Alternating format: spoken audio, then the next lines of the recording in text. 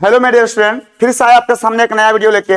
ये जो है हम लोग प्रीवियस क्लास की बात करें तो प्रीवियस क्लास में हम लोग को जो क्लियर हुआ था वो कूलम्ब्स लॉ का परिभाषा सिर्फ क्लियर हुआ था। उसमें एप्सिलॉन नोट के वगैरह उसका एसआई यूनिट डायमेंशन वगैरह हुआ था। उसमें मैंने एक ही न्यूमेरिकल बनाए थे, यहाँ से एक न्यूमेरिकल पूछता है इसलिए मैं आपको बता रहा हूँ। ठीक है, न्यूमेरिकल देख लो, फिर बाद में पढ़ेंगे कूलम्ब्स लॉ का वेक्टर फॉर्म, फिर कूलम्ब्स लॉ का लिमिट्स वगैरह जानेंगे। ठीक है, तो चलिए हम लोग देर न करते बहुत जल्दी में इसको समझने का प्रयास करते हैं।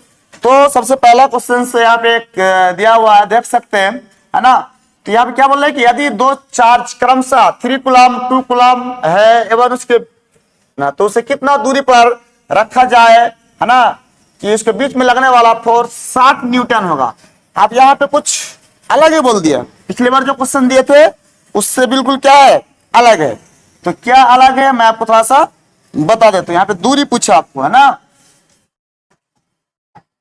तो दूरी कैसे ज्ञात करना है अब यहाँ पे देख सकते हैं। तो दूरी की बात करें पहले क्वेश्चन को समझ आते हैं। दो चार्ज है, एक का कितना कूलम है, 3 माइक्रो कूलम है, और दूसरा कितना कूलम है, 2 माइक्रो कूलम है। और दोनों तो आपको पता ही है, चाहे नेगेटिव चार्ज हो, पॉजिटिव चार्ज हो, समान चार्ज हो, असमान चार्ज हो, दोनों के बीच फोर्स लगेगा। अगर समान चार्ज होगा तो वो फोर्स जो है ना रिपल्सन करेगा, और समान चार्ज होगा, ठीक है, तो फोर्स जो है ना जिसको क्या करेगा, रिपल्सन करेगा। और असमान चार्ज होगा तो फोर्स एक दूसरे क्या करेगा, अट्रैक्ट करेगा। लेकिन हर हाल में दो चार्जों के बीच फोर्स लगेगा। तो यहाँ पे चार्जों के बीच लगने वाला फोर्स कितना दे दिया, 60 न्यूटन दे दिया। अब बीच का दूरी नहीं मालूम है, दूरी नहीं मालूम है, दूरी ही ज्ञात करना होगा। तो इस कंडीशन में हम कैसे सोचेंगे, तो कुछ नहीं, बस दिया गया फोर्स और फॉर्मूला का फोर्स का मान को बराबर करेंगे, आपका आंसर आ जाएगा। तो यहाँ पे देख सकते हैं, है ना, यहाँ पे एक फॉर्मूला है। इस फॉर्मूला में क्या, एफ का जब एफ का मान बैठा देंगे 60, और के का वैल्यू इतना, Q1 Q2 का मान दिया हुआ है ना। वो माइक्रो कूलम है तो माइक्रो का वैल्यू है 10 पर -6, जिसमें -6 बैठा देना, ठीक है।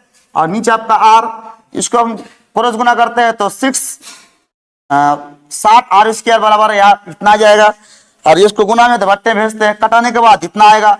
और जैसे आर स्क्वायर इतना आएगा, इसको हम लोग जैसे सॉल्व वगैरह करेंगे तो कुछ ना कुछ इसका मान निकल जाएगा। देख सकते हैं ये गुना में है तो कहाँ चला गया, अगली बार बट्टे में चला गया। यहाँ पे कितना बच गया, आर स्क्वायर बच गया। फिर यहाँ पे क्या, कटाने के बाद इतना बचा।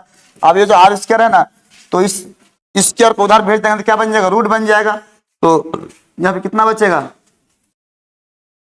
यहाँ पे 9 गुना 10⁻9, और यहाँ पे 10 पे पावर कितना बचेगा आपका, 12 में से एक उधर चला जाएगा, ठीक है। तो इसको सॉल्व करने के बाद आपको जो मिलेगा आर का वैल्यू, वही आपका क्या बन जाएगा, डिस्टेंस हो जाएगा, ठीक है। तो चलिए हम लोग इसको देखते हैं।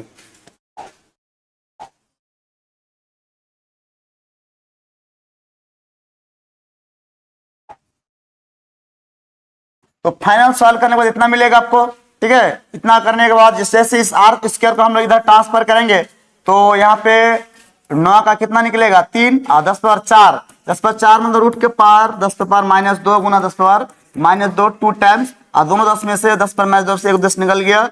और 10 पर -2 का वैल्यू होता है सेंटी, क्या होता है आपका, सेंटी। तो कितना सेंटीमीटर आ गया डिस्टेंस, 3 सेंटीमीटर। आप समझ सकते हैं, इतनी सारा टिप आपको दे देगा आपको बनाने के लिए। तो जब तक आप प्रैक्टिस नहीं करेंगे तब तक आपका जो क्वेश्चंस का लेवल है ना, आपका पकड़ में नहीं आएगा कि कैसे बनाना है, कितना बनाना। जैसे पकड़ में आ जाएगा तो फिर आप आसानी से बहुत सारे स्टेप आप छांट सकते हैं, ठीक है। चलो हम लोग देर नहीं करते, फिर अगला स्टेप में देखते हैं कि अगला क्वेश्चन क्या होगा, है ना, अगला टॉपिक क्या होगा, ठीक है।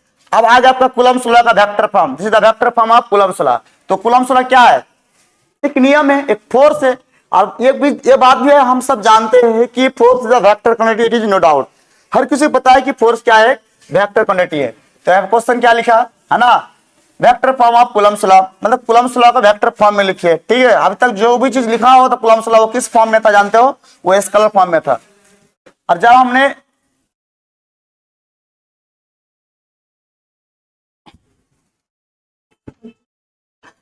हम आपको एक बार इसका डिस्प्लेसमेंट को वेक्टर फॉर्म में लिखना सिखा दे, बहुत आसान है, बेसिक में देखिएगा, यूट्यूब पर पढ़ा रहेगा, ठीक है। अगर ऐसा है तो इतना मिलेगा। अगर इसको हम ऐसे लिखते हैं तो देखो पहले क्या 2 ना जी, तो यहाँ पे R2 माइनस फिर क्या है आपका R1 आ जाएगा वेक्टर में।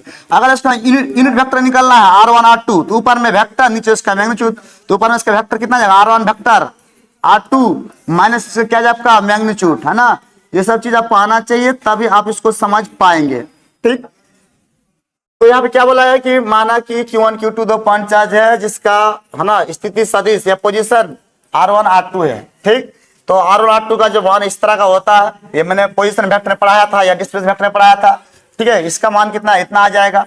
ठीक, और ये दोनों एक दूसरे क्या जाएगा आपका ऑपोजिट हो जाएगा, दोनों एक दूसरे क्या जाएगा आपका ऑपोजिट हो जाएगा, है ना। यानी कि ये देखो, ये इसका डायरेक्शन अलग रहेगा। अब फाइनली अगर हम लोग इसको देखें तो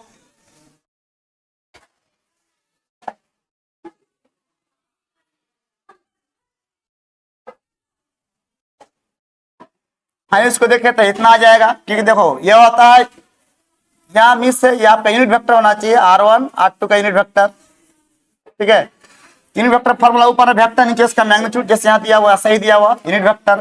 ठीक, अब दो चार्ज में लगने वाला फोर्स क्या आएगा, इतना आ जाएगा। इसमें वेक्टर लगा तो यहाँ वेक्टर लगेगा, यहाँ पे जो है F1 F2 अगर है तो यहाँ पर R1 R2 हो जाएगा। अब इसका जो मान पीछे लिख के रखे होंगे, है ना, इतना आएगा कि आप क्या करते इसमें डाल दो, तो यही आपका क्या बन गया आपका कूलम्ब लॉ का वेक्टर फॉर्म। कभी कभी इसको ऐसे ही पूछा जाएगा कि Q1 Q2 अपॉन, ठीक है, R³ और यहाँ पे ऊपर में वेक्टर, है ना, इतना आ जाएगा। या तो R1 R2 दे देगा, तो नहीं देगा तो यहाँ पे हट जाएगा, या तो देगा तो यहाँ पे R1 R2, तो यहाँ पे R1 R2 नहीं दे, दोनों जगह हट जाएगा। ठीक है, और आगे की बात करें तो आगे भी देख सकते हैं इसका जो है ना किस तरह से इसको पूछता है ना। ये भी आपका वेक्टर फॉर्म है, ये भी आपका वेक्टर फॉर्म है। ठीक, आगे यहाँ देखिएगा, ये भी उसका वेक्टर फॉर्म है, और ये दोनों का डायरेक्शन बिल्कुल एक दूसरे के आपका ऑपोजिट है, दोनों का डायरेक्शन एक दूसरे बिल्कुल क्या आपका ऑपोजिट है। तो इसी को हम लोग बोलते हैं कूलम्ब लॉ का वेक्टर फॉर्म। अगर आप इसको उतारना चाहते हैं तो मैं आपको छोटा कर देता हूं, आप उतार लीजिए।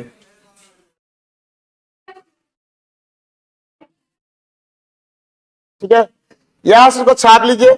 भाई इसको ऑब्जेक्टिव में पूछता है, दो मार्क्स के लिए पूछेगा ये, या तो कूलम्ब लॉ का लिमिट, लेकिन ज्यादातर इसको ऑब्जेक्टिव में पूछता है। यहां से छाप लीजिए, बहुत VBA क्वेश्चन है, ऑब्जेक्टिव में आता रहता है। फिर हम लोग आगे की जो भी चीज होगा नेक्स्ट वीडियो में समझेंगे, पढ़ेंगे।